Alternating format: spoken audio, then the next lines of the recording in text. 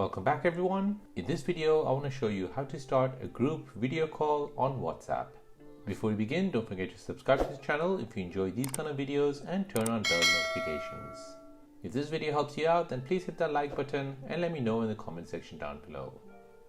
In a group video call, you can have a video conference with all the members in a group chat at once. To start a group video call, open up your WhatsApp application. Now tap on the group where you would like to start the video call. Then at the top right of the group chat window, tap on the video conference icon to start a video conference.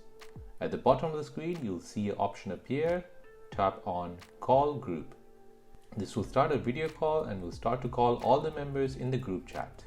Whoever is free will accept it and it will automatically start a video call among those people. You have the option to switch the camera, stop the camera, mute the mic, and end the call. And that is how to start a group video call on your WhatsApp application. If you have any questions for me, then please do not forget to add in the comment section down below. Thanks for watching and see you in the next one.